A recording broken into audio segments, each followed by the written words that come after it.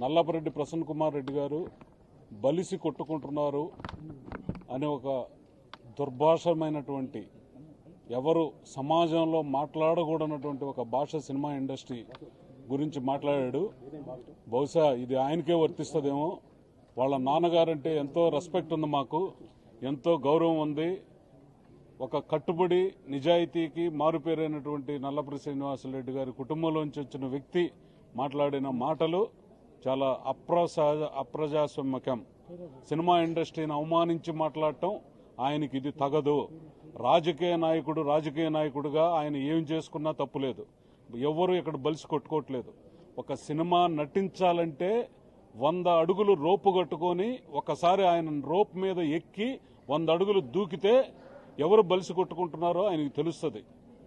దయచేసి ప్రసన్న కుమార్ రెడ్డి గారు, మీడియా ఉంది కదా అని మీడియా ముందు ఏదో మాట్లాడేస్తే హీరోలు అయిపోతామని కాదు. మీ రాజకీయ జీవితం ఏంటో కొవ్వూరులో ప్రజలను అడిగితే తెలుస్తుంది. దయచేసి రాజకీయ జీవితానికి సినిమా ఇండస్ట్రీ గురించి బలిసి కొట్టుకుంటున్నారనే మాటకి వెనక్కి తీసుకోవాలి. ఎంతో మంది కష్టపడితే ఈ ఇండస్ట్రీ ఉంది ఇక్కడ. దయచేసి ప్రభుత్వం ఒక చర్చల దశలో మేము ఉండేటప్పుడు మీ ఇష్టం వచ్చినప్పుడు మీ ఇష్టం వచ్చినట్టు మీడియా ఉంది కదా అని మాట్లాడుకుంటూ పోతే మేము మాట్లాడొచ్చు మీ మీద. బట్ మాకు సంస్కారం ఉంది, సంస్కారవంతంగానే ఉంటాం. మేము ఎప్పుడు కూడా ప్రభుత్వానికి అనుకూలంగానే ఉండాలనే ఉద్దేశంతో ఒక జీవో వచ్చిన రోజు నుంచి కూడా మేము ప్రభుత్వంతో ఇప్పుడు 10 సార్లు 12 సార్లు చర్చలు జరుపుతూనే ఉన్నాం. ప్రభుత్వం ఒక కమిటీ నియమించింది. ఆ కమిటీలో చర్చలు జరుపుతూనే ఉన్నాం. మా సమస్యలన్నీ ఆ కమిటీకి చెప్పుకుంటున్నాం. ఇక్కడ ఎవరు బలిసి కొట్టుకోవట్లేదండి.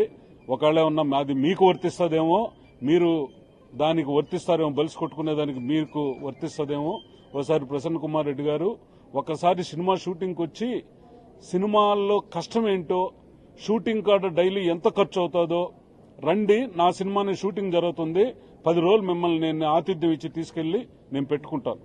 దయచేసి మీడియా ముందు ఏదంటే అది దయచేసి మాట్లాడకూడదని నేను రిక్వెస్ట్ చేస్తూ చెప్తున్నాను. ఇది మర్యాదపూర్వకం కాదు. మీకంటూ మీ నాన్నగారికి ఒక రెస్పెక్ట్ ఉంది కాబట్టి ఈరోజు మేము గౌరవించి దీన్ని ఇతరుతో ముగిస్తున్నాం. ఖచ్చితంగా మీడియా ముందు మాట్లాడేటప్పుడు ఇక్కడ ఎవరు సినిమా ఇండస్ట్రీలో కష్టపడితేనే 24 గంటలు కష్టపడి ఒళ్ళు ఊనం చేసుకుంటేనే ఏ ఆర్టిస్టుకైనా జీవితం. ఇక్కడ ఎవరంటే వాళ్ళు ఇష్టం వచ్చినట్టు మాట్లాడితే ఏ ఆర్టిస్టుకి జీవితం ఉండదండి. తరతరాల పేరు చెప్పుకునేదానికి ఇక్కడ అవకాశమే లేదు. ఇప్పుడు ఎవరైతే కష్టపడతారో ప్రపంచంలో ఏ మూలన్నా ప్రజలు ఆదరిస్తున్నారు, ప్రజలు గుర్తిస్తున్నారు. దయచేసి గుర్తుపెట్టుకోవాలని కోరుకుంటున్నాను. ఆయన వెనక్కి తీసుకోవాల్సిన బాధ్యత ఉందండి. ఆయన ప్రజాప్రతినిధి. ఏమండి, ఒక షూటింగ్ కాడికి రమ్మని నేను 10 రోజులు ఆతిథ్యం ఇస్తాను ఆయనకి.